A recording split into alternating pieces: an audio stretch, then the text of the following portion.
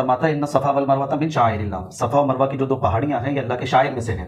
لیکن اب ہم اپنے موجودہ دور میں دیکھتے ہیں تو وہاں کی حکومت نے ان دونوں پہاڑیوں کو ختم کر دیا ہے، باقاعدہ ایک فرش قائم کر دیا گیا ہے، وہ پہاڑی نظر ہی نہیں آتی ہیں. تو شعائر اللہ کو ختم کرنا کیا یہ درست بات لگتی ہے آپ کو؟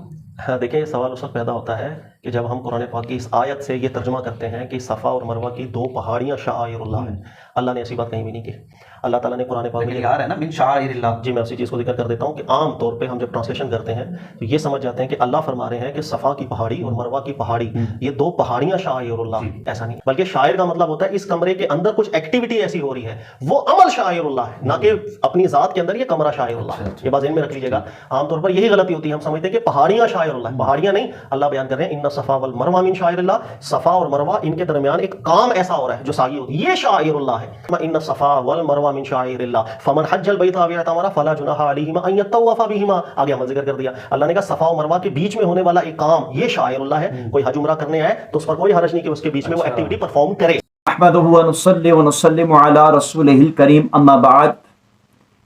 آپ نے مختصر سا کلپ سماعت فرمایا جس میں یہ کوئی علامہ کامران صاحب ہیں جو مرزا محمد علی انجینئر کے بھائی لگتے ہیں، اور اسی انداز سے ہر چیز پر انہوں نے آبجیکشن کرنا ہوتا ہے.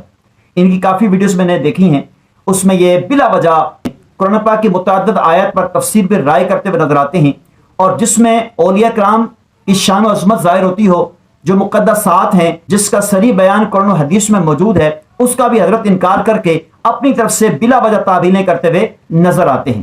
ان سے سوال ہوا کہ صفا اور مروہ کیا ہے، تو صفا اور مروہ کے بارے میں انہوں نے بالکل صریح آیت کا انکار کرتے ہوئے اپنی طرف سے انہوں نے تعویل بیان کی. صفا اور مروہ جو پہاڑیاں ہیں اس کا کوئی ذکر موجود نہیں ہے، یہ جو ایکٹیویٹیز ہوئی ہے اس کا ذکر یہاں موجود ہے. جبکہ قرآن پاک میں اللہ فرماتا ہے ان الصفا والمروہ من شعائر اللہ، بے شک صفا اور مروہ اللہ کی نشانیوں میں سے ایک نشانی ہے. اللہ نے ایکٹیویٹیز کا ذکر نہیں فرمایا بلکہ صفا اور مروہ جو پہاڑیاں ہیں اس کا ذکر فرمایا ہے. اب دیکھیں صفا اور مروہ کو جو عظمت ملی وہ کس سے ملی؟ حضرت بی بی ہاجرہ رضی اللہ تعالیٰ عنہ کے دوڑنے سے، آپ کے مبارک قدم لگنے سے اس کو عظمت اور شان ملی.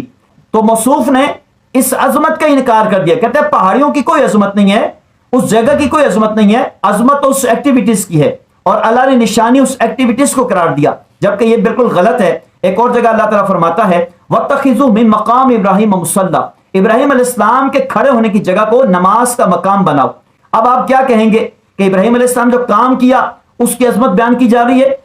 ابراہیم علیہ السلام کے پاؤں سے جس پتھر کو نسبت ملی اس پتھر کی عظمت کو اللہ بیان فرماتا ہے، اور اللہ نے اس پتھر کو بھی فیہ آیات بینات مقام ابراہیم، ابراہیم علیہ السلام کے جو کھڑے ہونے کی جگہ ہے وہ اللہ کی نشانیوں میں سے ایک نشانی ہے.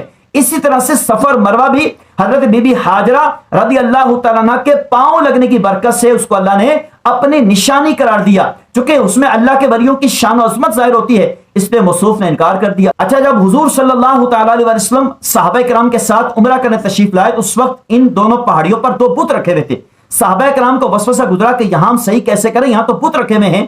تو انہوں نے حضور علیہ السلام کی بارگاہ میں عرض کی یا رسول اللہ صلی اللہ علیہ وسلم یہاں بت ہیں، ہم صحیح کیسے کریں؟ تو اللہ نے اس موقع پر یہ قرآن پاک کی آیت نازل فرمائی ان الصفا والمروہ من شعائر اللہ، بے شک صفا اور مروہ اللہ کی نشانیوں میں سے ایک نشانی ہے کہ تم صحیح کرو، ان بتوں کو مت دیکھو، چونکہ یہاں میری ولیہ دوڑی تھی. تو ان پہاڑوں کی عظمت کو بیان کیا گیا کہ ولیہ کے پاؤں یہاں لگ گئے تو اس پاؤں کے لگنے سے اس پہاڑوں کو اللہ نے عظمت عطا فرمائی اور اسے اپنی نشانی قرار دیا. اور موصوف اس بات کا انکار کرتے ہوئے کہہ رہے ہیں کہ جناب یہاں جو ایکٹیویٹیز ہوئی تھی وہ اللہ کی نشانی ہے، پہاڑ نہیں ہے، جبکہ صریح الفاظ، صاف الفاظ قرآن میں موجود ہیں کہ صفا اور مروہ اللہ کی نشانیوں میں سے ایک نشانی ہے اور انہی کی عظمت ہے. اب اگر جو سعودی حکومت نے اس کو ختم کر دیا، پہاڑوں کو ختم کر دیا، لیکن اس کی عظمت وہاں موجود ہے جو کہ وہاں ولیہ دوڑی تھی، اور قیامت تک حج اور عمرہ کرنے والا یہاں دوڑتا رہے گا، اور جو بھی انکار کرے گا اس کے دل میں یقیناً اللہ کے ولیوں کا بغض ہوگا. اولیاء کرام کی محبت لوگوں کے دلوں سے نکالنے کے لیے وہ اس طرح کے وساوس ڈالتے رہیں گے اور اس طرح کی اپنی طرف سے تعویلیں کرتے ہیں.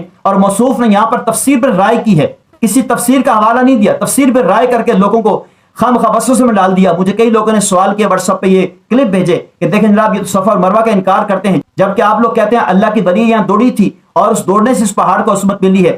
تو یہاں سے یہ بھی ثابت ہوتا ہے کہ جہاں ولیہ دوڑ جائے وہ جگہ اللہ کی نشانی قرار پاتی ہے. تو جہاں خود ولی موجود ہے بلا تشبیہ وہ بھی اللہ کی نشانیوں میں سے ایک نشانی ہے. اللہ تعالی ہمیں اولیاء کرام کی شان و عظمت کو سمجھنے کی توفیق نصیب فرمائے۔ السلام علیکم ورحمۃ اللہ وبرکاتہ۔